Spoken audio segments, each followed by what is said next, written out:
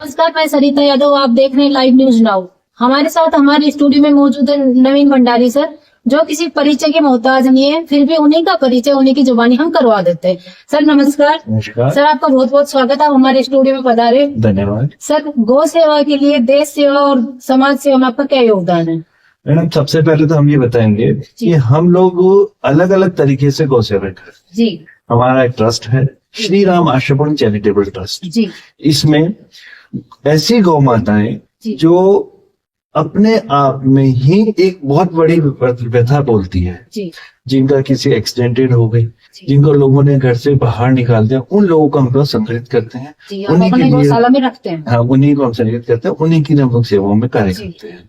इसमें समाज और देश सभी का हम लोग को योगदान रहता है, उन लोगों को हम लोग कार्य करते हैं। जी जी। सर, आपने इस ट्रस्ट की स्थापना कब और क्यों की? हमने इस ट्रस्ट की स्थापना लगभग 2011 के आसपास करी। जी। उस समय हमारा एक व्यू आया कि हम क्यों नहीं, जब गौ माताओं को इतनी बेदर्दी से लोगों ने घर से बाहर निकाल दिया, उस समय हम लोगों ने इसकी स्थापना करी कि किसी भी तरह से गौ माताओं को हम लोग एकत्रित करके और हम उनकी सेवा को योगदान दे सके। जी।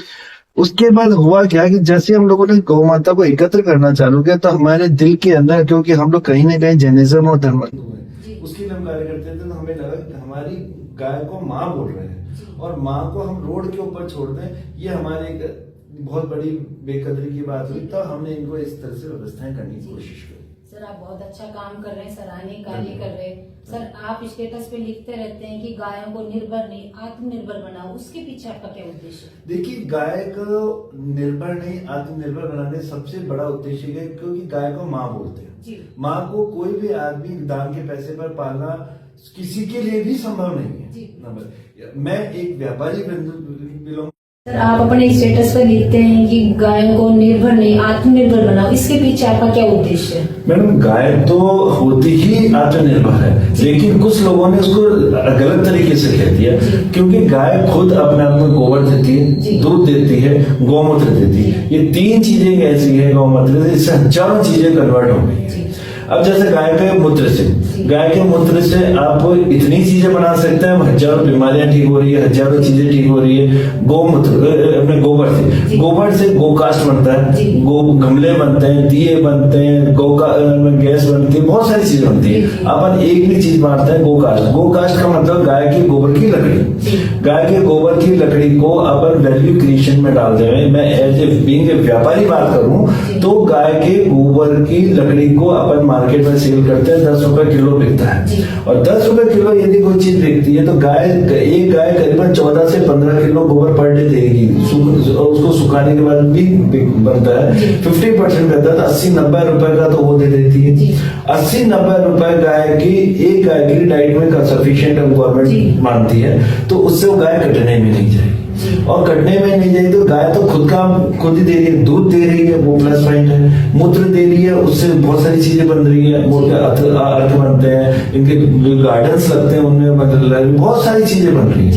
गोबर से गमले बन रहे हैं, गोबर गैस तैयार हो रही है। और अभी लेटेस्ट में आया, गाय के गोबर में ऑयल निकला है, और ऑयल से अभी रॉकेट चालू है, जिसमें 10 सेकंड तक चालू हुआ है। यदि आपको नॉलेज में होगा, आप लोगों ने कवरेज किया था। इस तरह की चीजें, बहुत सारी चीजें बन रही है। इसलिए गाय तो खुद ही निर्भर नहीं है, आत्मनिर्भर है।